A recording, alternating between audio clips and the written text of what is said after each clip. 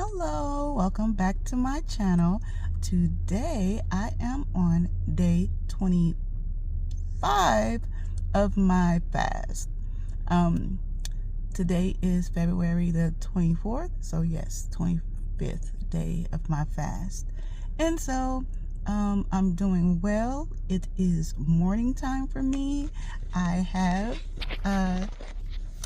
with me my water. Right now in here I have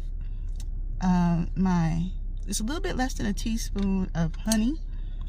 I have just the water, and then my salt. And so for right now I'm not doing the coconut, and basically I'm going to run down real quick why I'm not doing the coconut right now, because I saw something on social media talking about a man who died from drinking like the coconut. And like I said, a couple days ago I found a coconut, and it was half cracked, but on the inside it was molded, and it from between the meat, the brown in the shell, and I threw it away. So the video started going into how the man just had like a sip of that coconut or whatever, and he wind up dying from it. And I was like, oh my gosh. So I'm gonna say that I don't know how to pick out coconuts that well at this moment, and I'm not trying to play with it. So it's going to be an X-nay on the coconuts for right now, okay? Until I learn, to pick them better. So I'm not no coconut expert, child. Anywho, so for now on, it's just going to be the lemon. And I learned also something else about if you drink lemon, to also drink lemon with the lime, because even though they're both citrusy, they have different, they have, you think they are the same, but they say that it's best to take, if you take one, to drink, or put the lime in the other, so that you can intake both the properties from each one of the fruit. And so basically saying they're better together. I'm like, okay, so do those both together. And cucumbers, always good. Get cucumber safe cucumber. Okay, so yeah. And then after that midday part is over, then straight water from there. So I'm doing pretty good. I'm feeling good. I don't feel like I'm about to pass out or something like that or anything. I feel generally good, because I have those a natural electrolytes, flowing. It's a whole lot different than doing straight water. And I've done straight water before for 40 days. I'm back. I had to delete my trash so I can have space. So yes. So yeah. What was I talking about? But anywho, all is well. And I do have a message that I wanted to talk about. And this is about, I believe I try to go into it a little bit on a previous message, but I want to just kind of hone in on this one. And it's about like the power of the visionary. Okay, and so what's going on today is we are living in this illusion, right? And so all this is a projection, but we are here to understand how the power of that projection works. And so It's either you are being the one that's being projected on, or you are the one that is going to be in control of the projection. And if you see what's happening today, especially, I got into talking a little bit about the how you say it, anti-Semitism. Okay, sorry if I said it wrong, but you know what I'm talking about, Semitism. Anywho, you know what I'm saying. The issue is they have to, they understand this. They've taken all the wisdom and taken all the ancient books from others, and they understood them for themselves, and they're using what they know on us. And so this is not to just point them out. This is to also anywhere. This is like using tactics that are used against us, and we're turning it into technology so that we can defend ourselves. So anytime that they come towards, you saying you can't think of us in that way, they have to control what you believe and how you think, what you think of them. That's why you can get in trouble for saying certain things, okay? Because if you say those things, you're like, oh well, you're saying these things about us, and you're saying that we're bad, and you're saying that we're this, and oh well, that's hate speech. And actually it's not. You're actually calling out the truth of what's going on and what's happening. And so when you do that in the world, it is coming from your perspective of truth and what you are going to allow to prevail in this world. So are we going to let them project onto us and tell us what we are to think and what we are to think? Or are we, as the visionaries, the seers in this world, are going to project back to them what we see as truth, and what we understand, and what we see, where we see the world going forward from here? So I'm going to use the example, Martin Luther King. It's Black History Month, right? Okay, he was a visionary. He had a dream, and even though he didn't live to see the fulfillment of that vision, he still pushed that vision towards others so that they may believe in that vision to see the world in that way. So there's a scripture that says, what is it? It was on the tip of my tongue.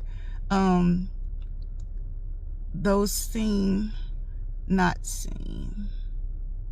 Okay, it'll come back to me. All right, I'm gonna have to circle back around to it. It'll come back to me or whatever. There's one. It's coming up to me, to speak those things that are not as though they are.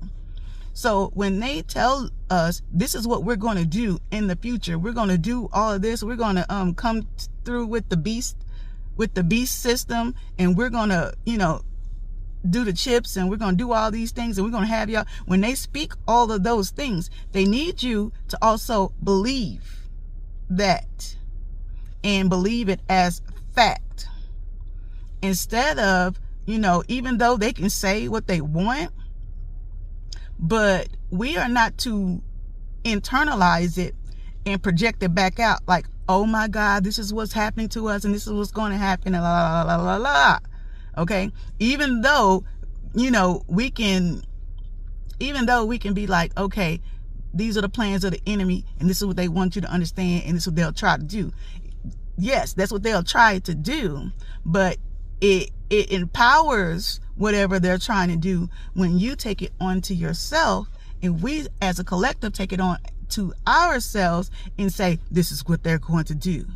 No, this is not the end. This is not what we're going to do. What we're going to do is, yes, okay, take the information, but we're not going to internalize that information. What we're going to do, because where it says where your attention goes, That's where your power flow, your energy flows. Well, our energy is going towards, we're seeing that there's going to be a better world, that this is going to be over. We're not going to say that that the things that are coming towards us, we speak those things that are not as though they are, and that we have the power to turn that projection around to say, you know what, once again, we see the vision of Martin Luther King again, that we can live in a world of harmony. We can live in a world where we get along. We are here to see the rest of that vision through. You know what I'm saying? We got to a certain point, but then our the vision got intervened. It got infiltrated. But we're going to keep on going towards and believing and our understanding where we want to see the world. The whole thing about prophecy, the prophecies in those books and things like that or whatever, they keep circling about because we believe so much in them. And so, because we put our belief that this is what's going to happen, this is what the beast, all these things is going to happen to us, we keep projecting it out in the world. And guess what? You can't be, when they happen, they're going to happen. That mark of the beast and all that stuff that's happening, that stuff has already came and went about 10, 12 times already. It's already happened in the world. This is not the first time that it's come up again. It's just that we put so much belief in those, and now it's actually time for a new prophecy. It's time for us to tap in. You know what I'm saying? And so we keep things happening in this world. We keep going in cycles because we keep believing in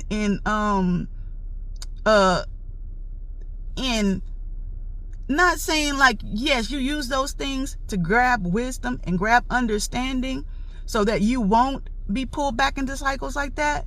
But we're being pulled back into cycles because we're actually taking the things that are old and we're taking them back onto ourselves.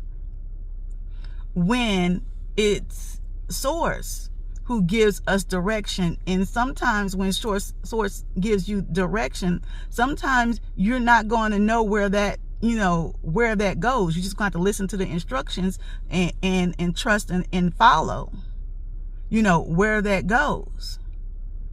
And so it's great to use books and ancient things as far as to understand the past, but to move forth in the present, you have to have a vision and see that vision, through what we see for the world. Right now, you got the wars and rumors of wars going on and things like that. Of course, that happens because that's where, as a collective, we put our energy through. And so now that we're in the midst of all this, what we need to obtain and understand from this information is, where do you want to see the world go from here as a collective? Do you want to see us in unity? Do you want to see us in harmony? Do you want to see these evil places brought low, put back underneath our feet, because we've been tilted towards that low frequency? And if we allow them to give for them to give us their vision, it's almost having a job. If you don't have your own vision, they say, then you will go work for somebody else and build a vision. That's exactly what we're doing. We're building somebody else's vision. But a person that has their own vision will go off and build, and that's what we're trying to do. And I saw something in the Super Bowl, Bad Bunny. I actually have another channel, and I'm going to cover his Super Bowl because there's a lot of symbolism in it. I covered Kendrick Lamar's last year, which was amazing, and it was a lot of good symbolism in this Bad Bunny Super Bowl that I want to take time out to watch and cover that.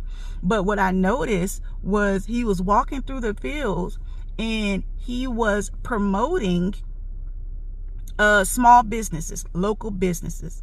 And what I remember, when they asked Dr. Martin Luther King, how was he able to fund, the marches and fund all those things? He said it was through small businesses. And through the small businesses, they were able to raise the money to do all the things that they needed to do. And so I saw that and I was like, that is very important. That's why I also said the previous video where that man was helping to promote that small business and bring those up, because these larger businesses have bought into the beast system. I remember watching a video about the spices industry and how like McCormick has taken over like almost 40 if not 50% of the spices industry. And they're not putting into their spices, things like, they put a lot of things that stop anti-caking and a lot of things that preserve their products, but they're not really good for us. They use a lot of MSG and things. And what they do is they buy up smaller companies who are known for being good companies and having good, organic spices and things like that, and bring them under the umbrella of their company, and then taint the product. But they'll still have the spices out there as if they were owned by a local company. I heard they do that a lot. All these larger companies, just like your Louis Vuittons and your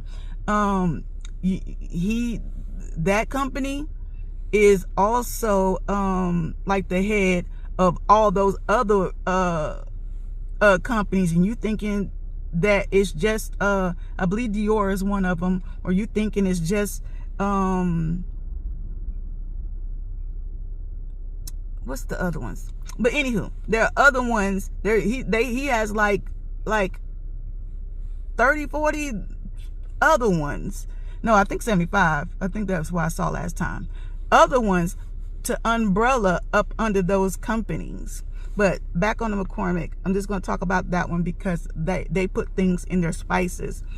And so they put things in their spices that are actually that are not good. Like I think Mrs. Dash is up under him and under McCormick and all that stuff like that. And people are thinking they're putting in their food some decent spices and things like that. A lot of them, when I saw that, my heart dropped, because I'm like, my complete cabinet, has that how you call it, Badia and all those Abado, all that stuff. And if you look on the back and you see the chemicals and stuff that are in there, and you're like, oh my gosh, and people be wondering why they got high blood pressure, and you wouldn't think they wouldn't be able to come, would be in your spices. And they're like, oh, and they'll say it's only in trace amounts. Well, let me tell you something about these trace amounts. These trace amounts that they say they be putting in there add up. When you put all of them after when you cook, you use like 20 spices, in your food, you be flavoring up that. They say if you ain't sneezing, you ain't seasoning. So, you use after all those trace amounts, you got a big amount. You heard. A pot full of chemicals. Okay?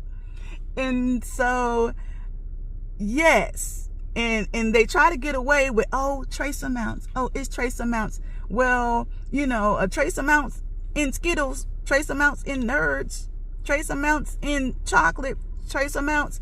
And now, what cancer is, I learned this because I used to work at Market America, is all cancer is your body trying to find out what to do with the certain chemical that's in your body. And when it doesn't know, it hides it away and conceals it in the body to protect the body. And it becomes like a tumor, you know, because all it is a bunch of stuff, that foreign stuff that your body doesn't know what to do with.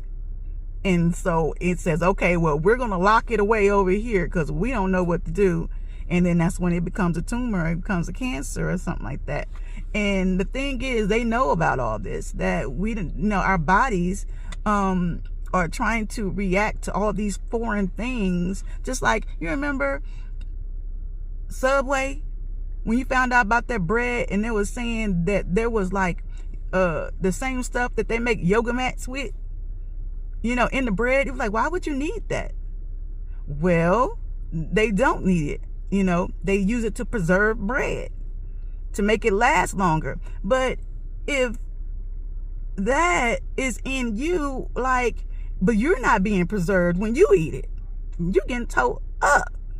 So anywho, it's time to go back to supporting small businesses, small spice companies. If somebody like sells over the internet and they sell their own spices and stuff like that, yeah, it'll probably be the safer way to you know, go that route, or go to large smaller companies that have not been bought up by the larger companies, because the larger companies have sold out. They're in this whole thing, this biochemical warfare, you know, with the food.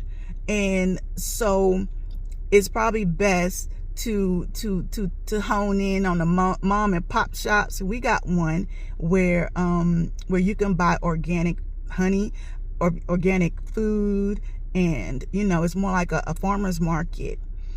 And that's how we will beat you tear down the giants. I said a long time ago, especially last year, I was talking about how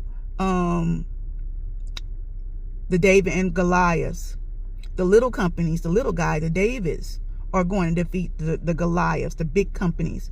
And they're going to rise as king, you know, rise as, I know that, what is it called? Oh, Goody.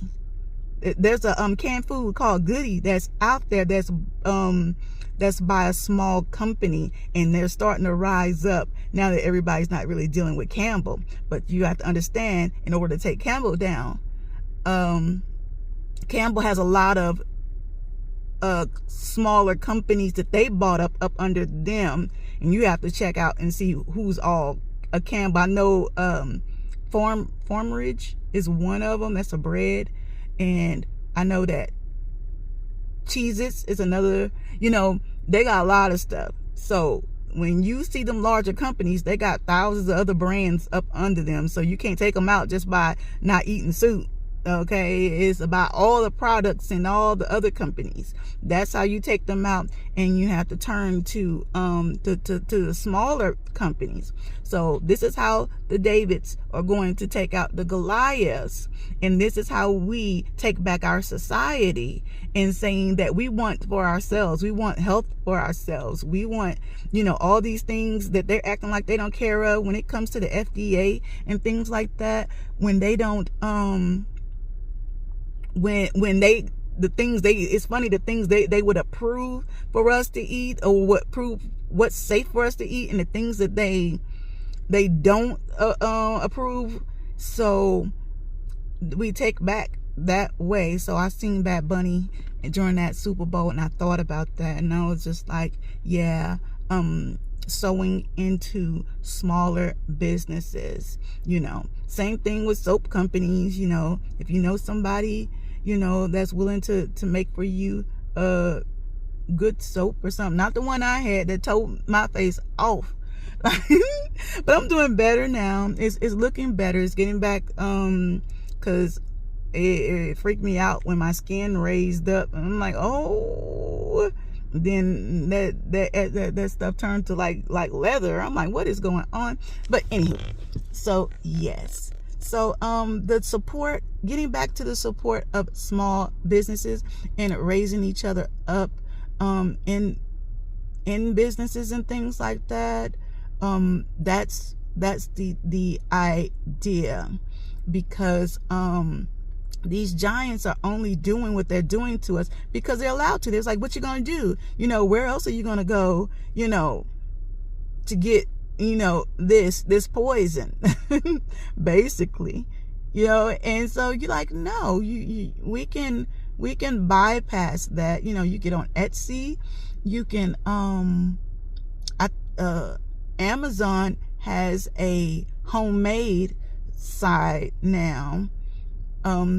Yeah, so getting back to small businesses and supporting them, mom and pop shops, butchers, definitely butchers, because as far as the meat industry, things are getting weird, and you don't really know what all they are doing. Like simple stuff, you don't even know if the meat is even meat. You start thinking, for real, you're like, man, are there really that many cows out there? Like who really what is all this minced meat that's around here?